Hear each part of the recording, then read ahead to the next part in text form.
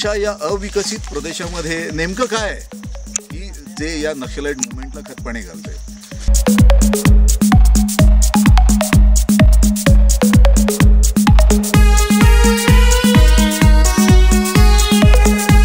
आम्हाला जे वाटलं, आम्हाला जो मार्ग त्याच्यातून दिसला तो आम्ही दाखवला.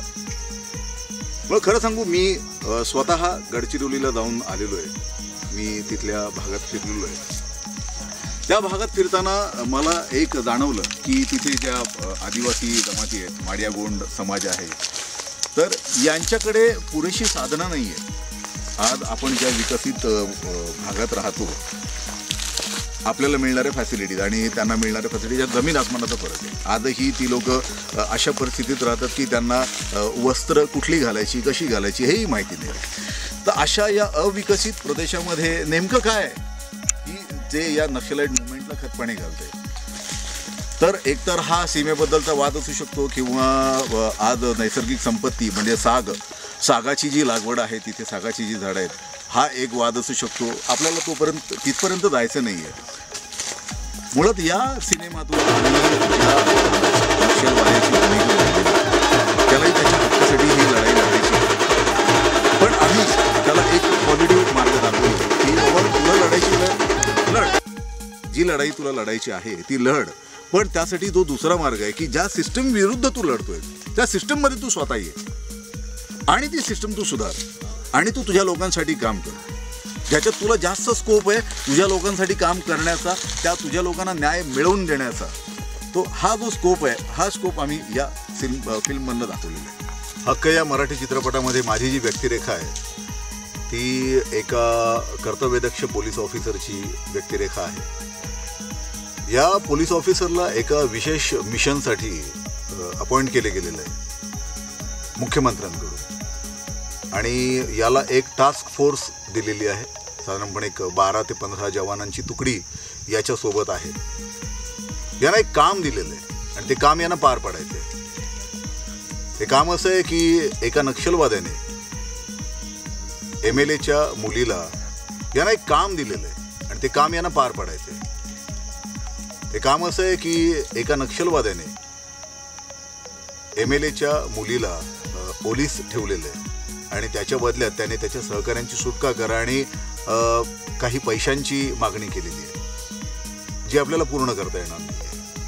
तर या सगळ्या प्रकारामध्ये जंगलात घुसून त्या नक्षलवाद्यांचा खात्मा करायचा, त्यांना पकडायचं, त्यांना संपवायचं आणि त्या MLAच्या मुलीला सुखरूप परत आणायचं, ही जबाबदारीची आहे. ती मुख्यमंत्र्यांनी इन्स्पेक्टर साळवे या इन्स्पेक्टरवर टाकलेली, आणि इन्स्पेक्टर साळवे ही व्यक्तिरेखा मी साकारतोय.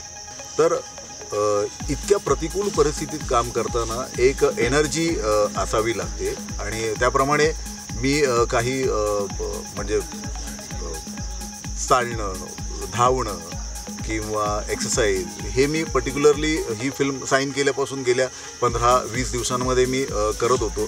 त्यामुळे आता काही इथे स्टंटचे सिक्वेन्स आहेत किंवा पळापळीचे, चढायचे, झाडावर चढणं, उड्या मारणं, तर या सगळ्या सिक्वेन्ससाठी जी एनर्जी लागते ती एनर्जी कशी मिळवता येईल याची मी पूर्वतयारी केलेली होती.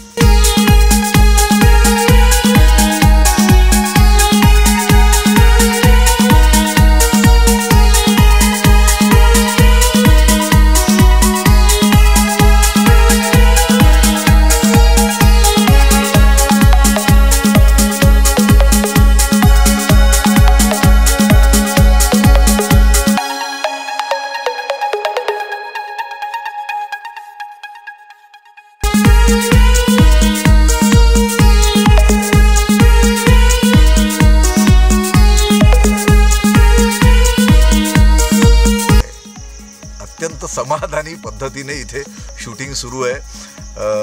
मी अगदी मनापासून म्हणतो की mister Shrivastava and ambitious film Haq या चित्रपटाची तुम्ही निर्मिती करत आहात आणि आम्ही त्या चित्रपटात एक घटक आहोत, एक पार्ट आहोत. याबद्दल थँक्यू व्हेरी मच.